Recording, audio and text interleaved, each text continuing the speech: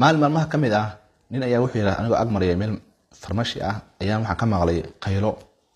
waan soo laabtay qol baan galay qolka waxa dhex fadhiya oday sariir saaran oo qalalan yahay jixiisu oday waxaan ku yiraahday adeer ii war oo fiican ayuu yiraahday waxaan ku yiraahday hadii ilaahay caafimaad ku soo celiyo maxaad jeclaan lahayd inaad samaysid baladu qiyaas nin 20 sano 30 sano sariir saaran aan dhaqaaqi karin aanaha la siinayo miskiin iska tabcaana hadii kamada su'aasha la weydiin lahaa adigoo saas maxaa sameyn lahayd maxaa ku jawaabi lahayd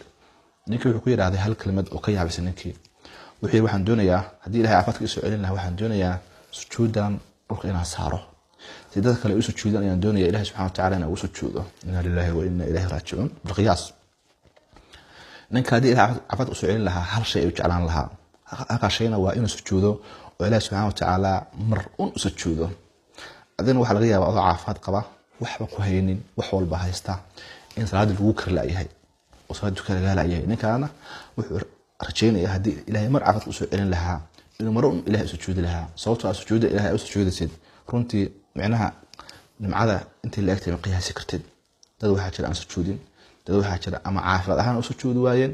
ama ilaahay kuma hanuunin laakiin adoo muslim ah oo bihi ku yaala caafimaad ku yaala wax walba anta haysatid ilaahay subhanahu wa ta'ala wax lagu siiyo laga yaabaa in sujuudi lagu soo kari laayahay ninka tabcaankaana wuxuu rajaynayaa hadii caafimaadka ilaahay u soo celiyo inuu sujuudi lahaa sababtoo ah aakhirada la tawgalada waxay oran doonaan ilaahay subhanahu wa ta'ala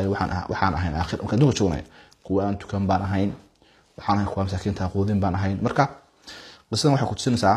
nimcada lama garto ilaa ay ka tagto marka sir afuushid ama qabri lagu geeyo waxa xasan doontaa nimcada adduunka ay ku haysatay salaadana ku ay ka tahay aakhirana waxa ugu horeeya laga xisaabin doona waa salaada hadii hagaagto amalka uu hagaagaya hadii salaadu ka xumaatana amalka dhamaantiis uu burburaya muuqaalka si shir gareeya